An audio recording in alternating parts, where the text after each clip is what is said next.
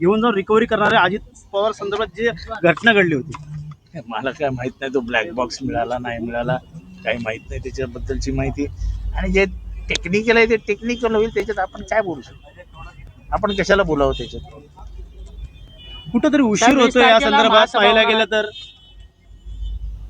आणि तो परदेशात पाठवला जातो. कुठंतरी या संदर्भात कुठं चौकशी जी पाहिजे होती ती गतिमान होताना दिसत नाही. असं मला काय वाटत नाही. चौकशी होते, आपल्या पद्धतीने होत राहील.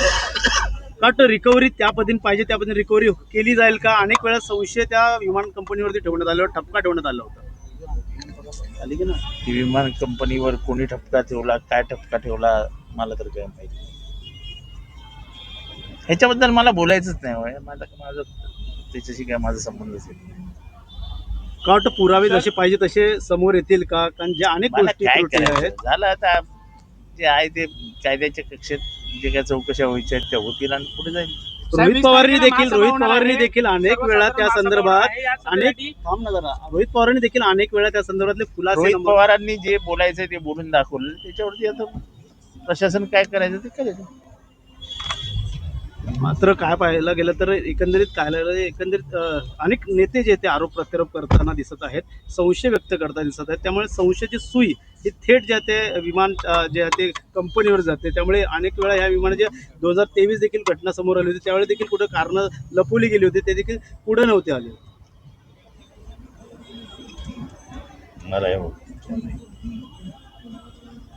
सगळं वाटतं विलगीकरणासंदर्भातल्या चर्चा पुढे काय येतील का? कारण पाहायला गेलं तर शिंदेनी देखील सांगितलं माझा काही संबंधच नाही विलिनीकरणाच्या चर्चेतच मी नव्हतो. तुम्ही मला हे प्रश्न विचारतोच कशाला? मला काय संबंध? 20 तारखेला महासभा होणार आहे सर्वसाधारण, आणि विरोधी पक्षांचा कोण व्हावा यासाठी आतापर्यंत नावं जी आहेत ती समोर आली नाहीये. सर्वात तिसरा क्रमांक येईल ना 20 तारखेला, वेळ आहे ना अजून. आता कशाला घाई लागली तुम्हाला? प्रत्येकाचं एक वेळ असते, त्या वेळेलाच सगळं होत असतं. सत्ताधारी असेल विरोधक असेल, अनेक वेळा महापालिकेवरती ताशेर ओढले गेले. महानगरपालिका ही गेंदाळीच्या कातडीसारखी अनेक वेळा विषय माणूस येतील पाठपुरावा करून सुद्धा विषय मार्गी लागत नाही. का वाटतं येणाऱ्या काळात मार्गी लागतील का विषय? आता महासभा आत्ता स्थापन झाली, आत्ता निवडणुका झालेल्या आहेत, बघूया काय होतं. साहेब, आज एक प्रकार समोर आला महानगरपालिकेच्या आवारामध्येच महानगरपालिका एका अधिकाऱ्याचा ड्रायव्हर जो आहे गाडीमध्ये बसून दारू पिताना समोर आलेला प्रकार आहे. चांगलं आहे ना, चांगलं आहे, प्रगती आहे. ठाणे महानगरपालिकेच्या या आवाराला ओपन बार म्हणून घोषित करावं, महापालिकेच्या हातात आहे ते. थोडी सुरक्षा असताना, निगराणी असताना देखील म्हणजे तुम्हाला पोलीस प्रोटेक्शन मध्ये दारू पिता येईल ना, सुधारणा आहे. सर, उपमहापौरांनी मागणी केलेली आहे की मुंबई MMRDA सारख्या ठाण्यामध्ये देखील TMRD याची स्थापना करावी, जेणेकरून ठाण्यामध्ये जे काही विकास आराखडा ज्यामध्ये भ्रष्टाचार होतो, क्लस्टरचे जे काही विविध समस्या ते तिकडे सोडवण्यात यावे. सत्तेत ते दोघं आहेत ना, सत्तेच्या बाहेर नाहीत ना. घ्या तुम्ही बसून निर्णय. उगाच एक बोलायचं त्याची प्रसिद्धी घ्यायची, मग दुसरं बोलायचं मग त्याची प्रसिद्धी घ्यायची. तुम्ही एक आहात ना, सत्तेत एकत्र बसलात ना, मग घ्या ना एकत्र निर्णय. गेल्या काही दिवसापासून गणेश नाईक असेल एकांचा वाद चव्हाट्यावर आलेला आहे. ज्या पद्धतीने खासदार देखील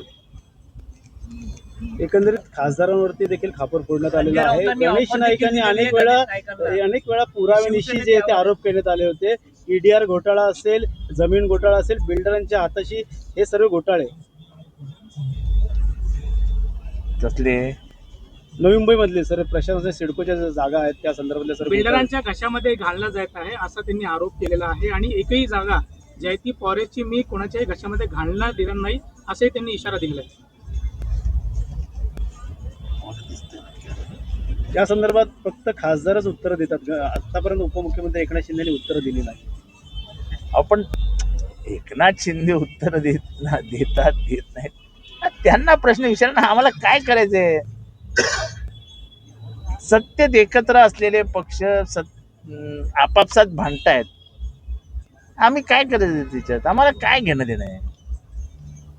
कुठंतरी एकीकडे महायुती म्हणून धर्मपाळाचा ते त्यांनी बघावं ना, आम्हाला काय करायचंय? जास्तीत जास्त काय एखादी कुस्ती झाली तर कुस्ती बघायला जाऊ. पण राजकारणाची जी पातळी ती खालवली का असं तुम्हाला वाटतंय का? ते तुम्ही बघा ना, तुम्ही पत्रकार आहात, तुम्हाला काय वाटतं ते तुम्ही सांगा बरं, तुम्हाला काय वाटतं? सांगा प्रश्न विचारताना सांगा तुम्हाला काय वाटतं. बोलायची ते हिंमत नसते तुमच्यात, उगाच काहीतरी प्रश्न विचारत बसायचं. चला जाऊ दे, सत्तेत असून त्यांचं कोण विचारपूस करत जाऊ द्या, नाही. चला.